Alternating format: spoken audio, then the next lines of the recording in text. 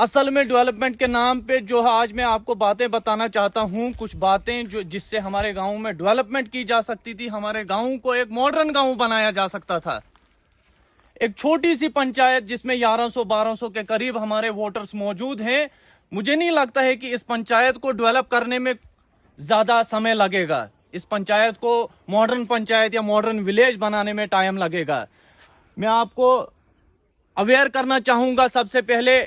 یہاں پہ جو پلے گراؤنڈ سینکشن ہوا ہمارے جوانوں کے لیے، ہماری یوتھ کے لیے، ہماری نسلوں کے لیے، اس کے نام پہ ایک دیوار دی گئی ہے جس میں 3.5 لاکھ کا پیسہ جو ہے ایک بار سینکشن ہوا، اور دوبارہ ایک بار پھر سے 5.5 لاکھ کا پیسہ جو ہے وہ سینکشن ہوا۔ لیکن اس کے نام پہ کیا ہوا؟ صرف اور صرف ہمارے جو الیکٹڈ لیڈرز تھے انہوں نے یہاں پہ ان کی سپرویژن میں یہ پیسہ کھایا گیا ہے، جن لوگوں کو ہم نے الیکٹ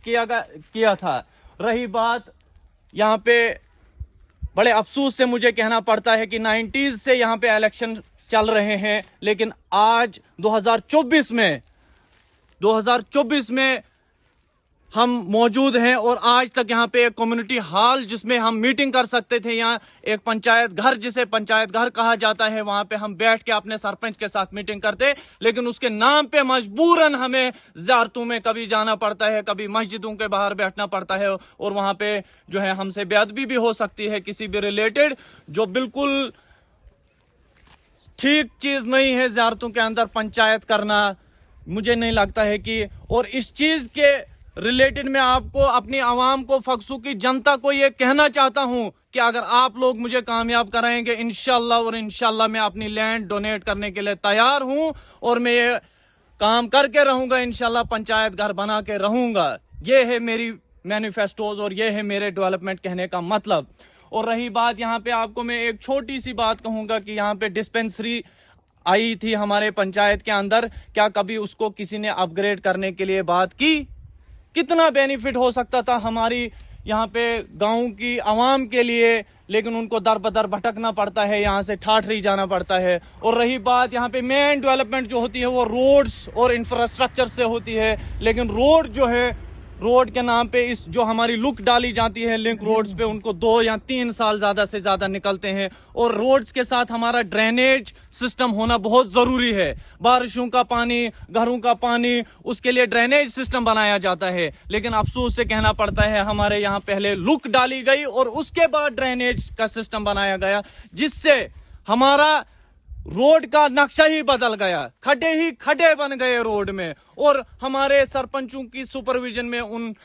ڈرینیج کا بھی پیسہ نکالا گیا اور وہ بل پاس ہو گئے۔ افسوس کی بات ہے، کیوں، کیسے، وہ پیسہ کہاں جاتا ہے، کس کی جیب میں جاتا ہے، کچھ سمجھ ہی نہیں آتا ہے۔ انہی چیزوں کی ٹرانسپیرنسی جو ہے کاشف قاضی لانا چاہتا ہے آپ کے گاؤں کے اندر، اپنے گاؤں کے اندر،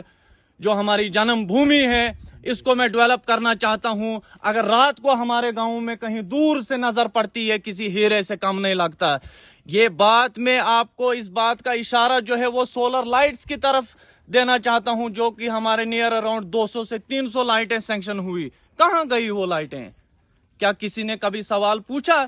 کسی کے مائنڈ میں یہ بات آئی کہ 300 لائٹیں یہاں پہ سینکشن ہوئی اور وہ کہاں چلی گئی، وہ بیچی گئی، وہ کہاں گئی؟ اس کا کوئی حساب کتاب نہیں ہے جنتا کے پاس۔ اور رہی بات،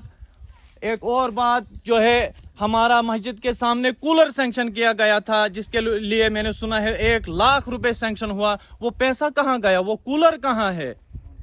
اور رہی بات یہاں پہ سینیٹیشن کی، سوچھ بھارت ابھیان کے نام پہ صرف مذاق کیا جاتا ہے۔ آپ جگہ جگہ پہ دیکھیے، زیارت کے سامنے دیکھیے، قبرستان کے سامنے دیکھیے کیا حال ہوا ہے۔